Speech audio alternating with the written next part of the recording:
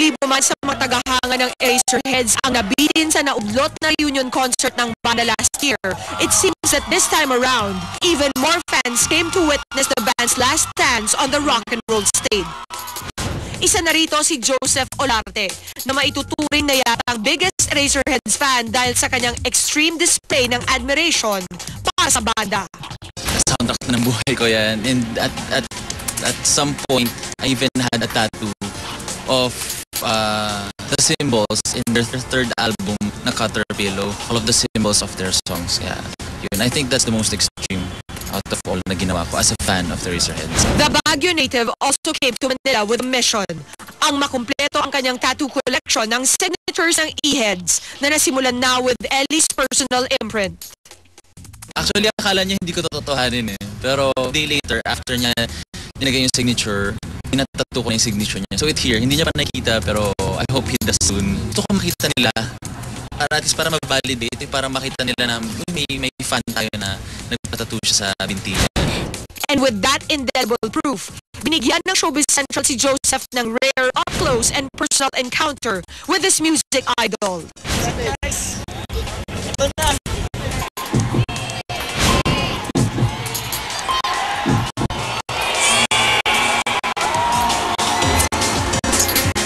Man ang nabitin last August.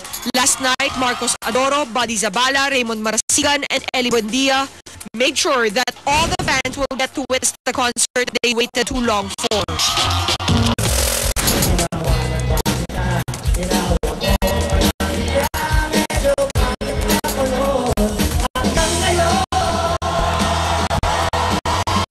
This time, there might have been a little less fanfare.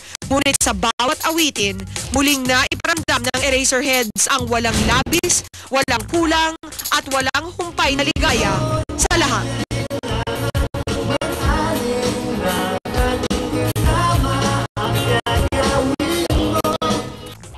Ngunit hindi makukumpleto ang final set without the band's tribute and farewell sa kanilang collaborator at kaibigan na si Francis M.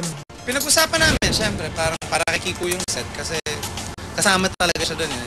Kaibigan, isang matalik na kaibigan, isang non-stop na creative artist na kahit masakit siya, magka-email kami, nagtatrabaho siya. Gusto niya pang sumalang nung nakita ko siya kasi paano niya gagawin yun, pero in his mind, gagawin niya eh. So, tinalo lang siya ng sakit. At kasabay ng kantang Huling El Bimbo, Ellie Buendia finally closed Eraserheads chapter nang pinaliyab nito ang symbolic piano ng banda. Yung sticker Happy Piano eh. Gulat ako nung nakita ko na nangyayari. Tapos nagpanik ako nung nakita ko na yung hawak niya is maapoy na kasi anytime baka sumabog din sa mukha niya. So sumisigaw ako, Ellie.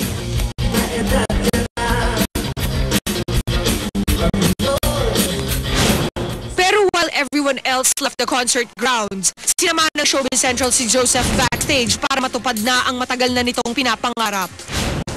I want to show you something. It's actually an art. Well, you'll see. This is a Caterpillar. This is your whole album. Oh my God! I need a camera. Caterpillar. All the songs. That's the icons of the Caterpillar album. Okay. Wait a minute, you deserve something, man. Wait a minute. From the first set kanina.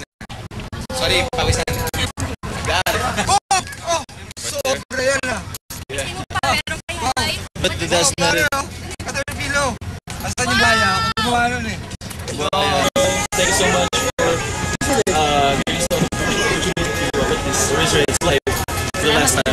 Maraming salamat sa pagpunta. Pinasaya nyo kami.